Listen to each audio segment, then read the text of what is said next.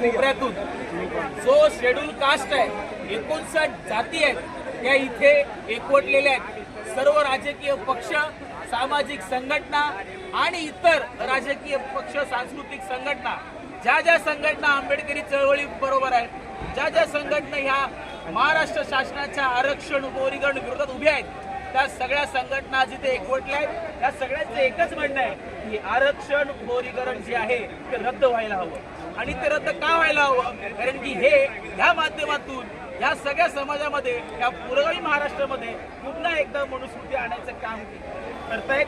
जाती जातींमध्ये त्यांना विभाजन करायचं आहे, तेढ निर्माण करायचं आहे आणि ते त्याच्यामध्ये कुठेतरी यशस्वीपणा दिसत आहेत.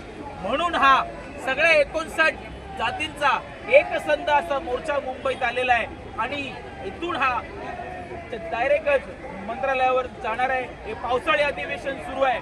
27 आमदारांना, 29 आमदारांना, जे एससीचे आमदार आहेत, त्यांचं आम्हाला म्हणणं आहे की तुम्ही या आंदोलनाचा आवाज त्या मंत्रालयापर्यंत पोहोचवा.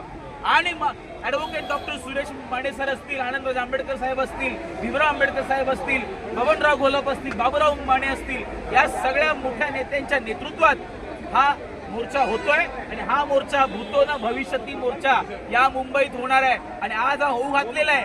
तर हा सरकारला आमचा इशारा आहे, जर उपवर्गीकरण रद्द केलं नाही तर हा मोर्चा आणखीन विराट होऊन महाराष्ट्रातले सगळे 59 जातीतले सगळ्या समाजातील लोक एकत्र येतील आणि सरकारला नामोहरम करतील. रद्द करा, रद्द करा, उपवर्गीकरण रद्द करा, रद्द करा, रद्द करा, उपवर्गीकरण रद्द करा. राज्य सरकारचं करायचं काय? राज्य सरकारचं करायचं काय? डॉक्टर बाबासाहेब आंबेडकरांचा, डॉक्टर बाबासाहेब आंबेडकरांचा.